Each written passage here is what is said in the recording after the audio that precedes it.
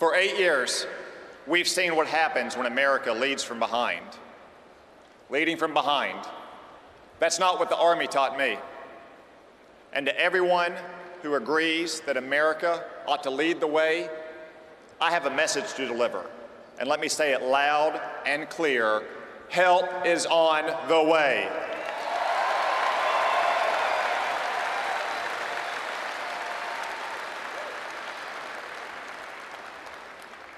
Let me tell you a story about an Arkansas farm boy who became a soldier. When America was at war, he was away at school, and then in a comfortable professional job, exempt from service. But he sacrificed that comfort against the wishes of his family, against the wishes of his father, who himself had served. He volunteered for the Army. He became an infantryman. That farm boy was my dad, Lynn Cotton. He went to Vietnam in 1969.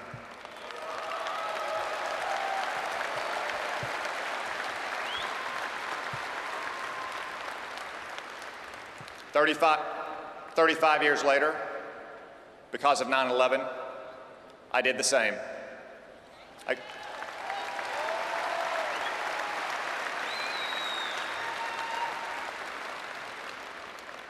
Against the wishes of my family, I gave up my legal career and I volunteered for the Army. And I became an infantryman, and I went to Iraq and Afghanistan.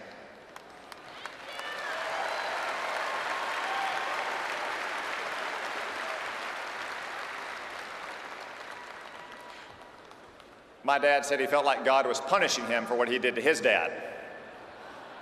But God wasn't punishing them.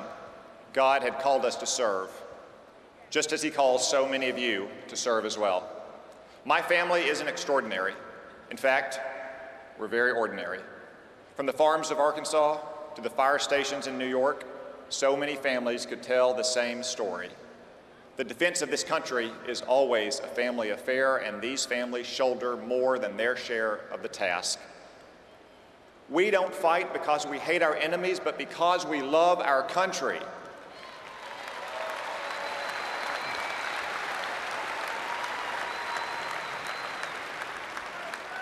We love its freedom, and we love that we as Americans are born equal and live free, and that no one can boss us around or rule us without our consent. We know these things are worth fighting for and dying for because they make life worth living for.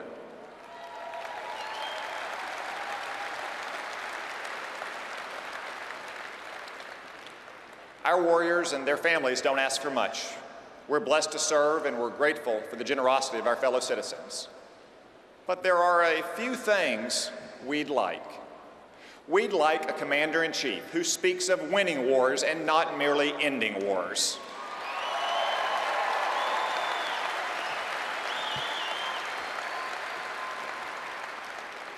We'd like a commander-in-chief who calls the enemy by its name.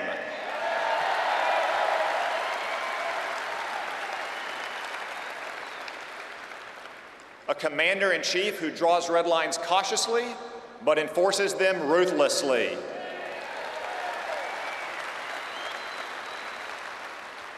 And it would be nice to have a commander-in-chief who can be trusted to handle classified information.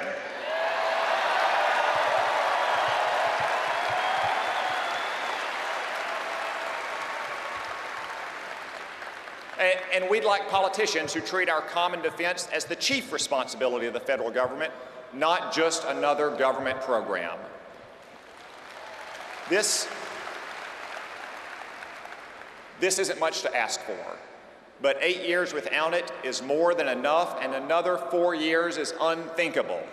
So let me quote the last Republican vice president about the consequences of the last time a Clinton was in the White House, and let me say again, this time directly to our troops in a Trump-Pence administration and with a Republican Congress: help is on the way.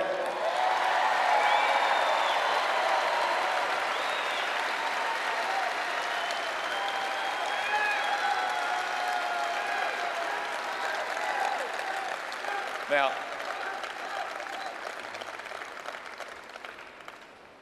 believe me, no man wants more war if he's seen the face of war. I've planned memorial services for fallen comrades in the mountains of Afghanistan. I've carried their flag-draped caskets off a plane. I've buried them at Arlington National Cemetery. But the wisdom of the ages affirms the counsel of our first president to be prepared for war is one of the most effectual means of preserving peace.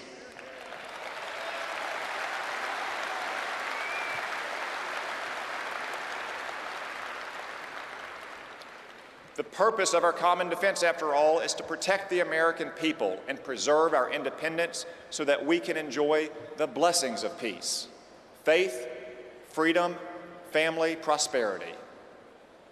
My father and his father were willing to fight so that their children and grandchildren might live in peace.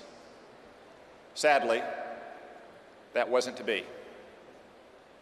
But my generation is fighting, has fought, and will fight so that our children, my infant son Gabriel, and the Christmas baby my wife and I are expecting, might one day live in peace.